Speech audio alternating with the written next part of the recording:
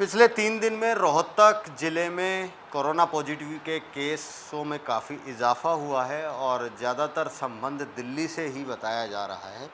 हमारे साथ रोहतक ज़िले के स्वास्थ्य अधिकारी civil surgeon doctor Anil Birla हैं, उनसे बात करते हैं। डॉक्टर साहब, क्या आंकड़ा पिछले 3 दिन में अगर बात की जाए तो कहाँ कहाँ से लोग ये जो पॉजिटिव केस हैं वो निकल कर आए? रोहतक के अंदर 3 दिन के अंदर केसेस का बढ़ोतरी काफ़ी हो रही है। जैसे सबसे पहले दिन क्या था कि एक अपने कॉस्मेटिक की दुकान है जो कि जगदीश कॉलोनी से संबंधित है। उसके जितने भी कांटेक्ट थे घर वाले, 4 उसके खुद घर के, प्लस में 3 उसके जो सिस्टर और उसका जीजा और उनका छोटा बच्चा, वो पॉजिटिव पाए गए। इसी तरह से हमारे पास 7 केस उसके क्लोज कांटेक्ट पॉजिटिव मिले हैं। और अगर हम बात करें और केसेस की, जैसे कि एक जो पनीर की दुकान, हाउसिंग बोर्ड के अंदर एक पनीर फैक्ट्री में काम करता था जो कि दिल्ली में कार्यरत है, और यहाँ 3 दिन पहले यहाँ बुखार के साथ आने के बाद उन्होंने पीजीआई में अपना टेस्ट करवाया और वो भी पॉजिटिव मिला। इसी तरह से बात करते हैं हम, 2 भाई हैं जो उनके कि भागीरथ प्लेस पर दवाइयों का काम करते हैं और मोस्टली वो अपने रानी बाग में रह रहे हैं, और 3 दिन उनको बुखार होने के कारण यहाँ पर पीजीआई में उन्होंने टेस्ट करवाया और दोनों भाई पॉजिटिव पाए गए। एक केस जो हमारे सामने आया है कि अपने गुरुग्राम में जो कि एक दंपति है कार्यरत हैं और मंडे टू फ्राइडे वहीं पर रहते हैं, और शनिवार को अपने यहाँ पर रोहतक के अंदर आए हैं, तो वो भी पॉजिटिव पाए गए हैं। तो ओवरऑल कहने का मतलब है कि 3 दिन से हमारे रोहतक के अंदर केसों की संख्या बढ़ रही है, और अगर हम देखा जाए उनका सभी का संबंध दिल्ली एवं गुरुग्राम से है। सर, रोहतक पीजीआई के भी कुछ एम्प्लॉयज़ और आपके स्वास्थ्य विभाग के भी कुछ एम्प्लॉयज़ कोरोना पॉजिटिव मिले। पीजीआई के अंदर जैसे कि अभी रिसेंटली हमारे पास 3 स्टाफ नर्स और एक वार्ड बॉय है जो कि पॉजिटिव मिला है, और आज भी हमारे 5 केस और पॉजिटिव पाए गए हैं, जिसमें कि एक जो डॉक्टर है प्राइवेट अस्पताल में दिल्ली में कार्यरत है जो कि रोहतक से बिलोंग करता है, वो भी पॉजिटिव पाया गया है। इसी तरह से एक स्टाफ और नर्स जो कि पीजीआई में कार्यरत है, वो भी अभी पॉजिटिव मिली है, और 2 केसेस हमारे जो कि रिठाल गांव से हैं वो पॉजिटिव पाए गए हैं, और एक जो मानेसर्स के अंदर ड्यूटी करता है जो कि चिनोट कॉलोनी में रहता है और वहीं से डेली अप डाउन कर रहा है, वो भी पॉजिटिव पाया गया। सर, जो मॉर्निंग का हमारा हेल्थ बुलेटिन जारी हुआ है हरियाणा सरकार की तरफ से, तो उसमें 14 पॉजिटिव मामले आए हैं। तो 14 क्या वो बैकडेट के हैं, और अभी जो आप 5 बता रहे हो क्या वो नए हैं? ये जो बुलेटिन है ये कल तक की अपडेट थी, आज के केस 5 एक्स्ट्रा हैं। अभी तक शाम तक और रिपोर्ट आएगी, अभी हम कुछ नहीं कह सकते आज के केसेस कितने हो सकते हैं। सर, कंटेनमेंट जोन की बात करें तो कंटेनमेंट जोन कौन कौन से आप लोगों ने डिक्लेयर किए हैं यार रोहतक ज़िले में?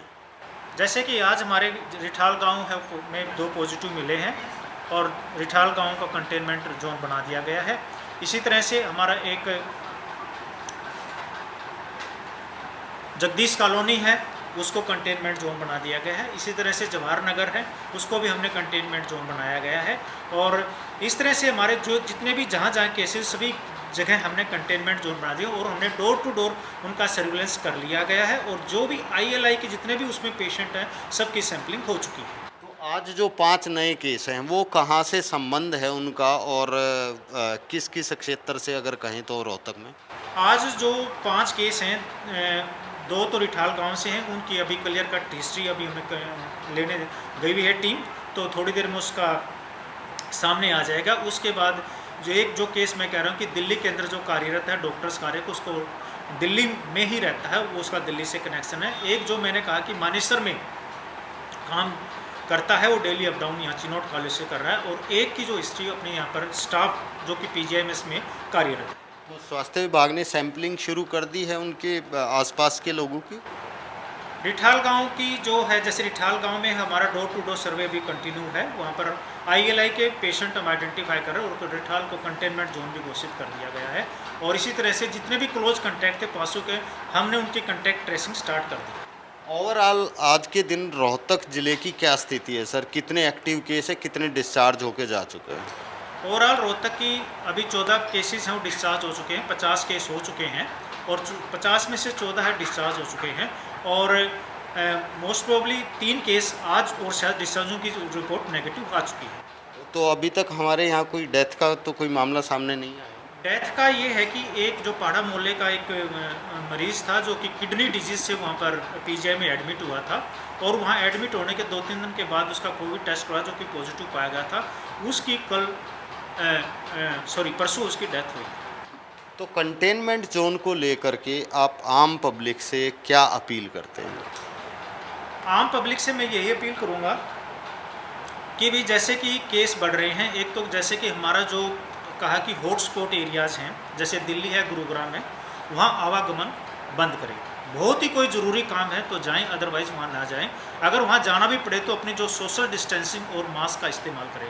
इसी तरह से मैं पब्लिक को यही अपील करता हूँ कि भी अपनी सोशल डिस्टेंसिंग मेंटेन करके रखें, अपना मास्क का इस्तेमाल करें। और अभी सरकार द्वारा नोटिफिकेशन जारी की गई है कि भाई अगर कोई पब्लिक प्लेस के ऊपर या अपने वर्क प्लेस के ऊपर अगर कोई मास्क का इस्तेमाल नहीं करता तो उसमें चालान काटने का भी प्रोविज़न्स किया गया है। अगर कोई पब्लिक प्लेस के अंदर थूकता है या कॉमन प्लेस के ऊपर थूकता है, उसमें भी 500 रुपये का जुर्माना का प्रोविज़न्स किया गया है। तो इसके अलावा क्या और भी गाइडलाइन, क्योंकि कई जैसे शुरू में 14 दिन का क्वारंटाइन पीरियड था और पहले शायद 2 टेस्ट के बाद डिस्चार्ज किया जाता था, कुछ गाइडलाइन में इनको लेकर के बदलाव हुआ है? गाइडलाइन में पहले तो जो आईसीएमआर की जो गाइडलाइन आई थी उसमें यही कहा था कि भी अगर किसी को बुखार 1 हफ्ते तक बुखार नहीं होता, पर हमारे हरियाणा के अंदर ये एक गाइडलाइंस ये है, अगर किसका एक टेस्ट नेगेटिव आ जाता तो उसको हम डिस्चार्ज कर सकते हैं। तो उससे हमारा रिकवरी रेट बढ़ा है। हाँ, रिकवरी रेट हमारा बढ़ा है।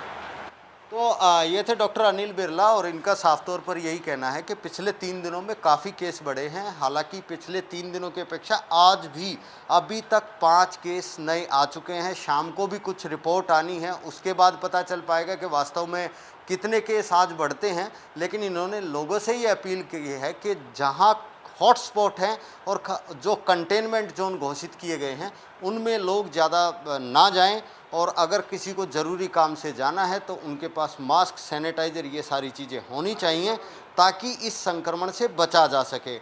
हालांकि उनका ये कहना है कि फ़िलहाल राहत की बात यही है कि रोहतक ज़िले में अभी तक कैजुअल्टी की मामले में ना के बराबर रही है। सिर्फ एक ही मौत संक्रमण से हुई है और फिलहाल वो प्रयास कर रहे हैं कि किस तरह से इस कोरोना संक्रमण की चेन को तोड़ा जाए। जहाँ भी केस मिलते हैं वहाँ पर कंटेनमेंट जोन बनाकर और उन लोगों की हिस्ट्री तैयार कर लोगों की सैंपलिंग की जा रही है और प्रयास किया जा रहा है कि इस संक्रमण को बढ़ने से रोका जा सके।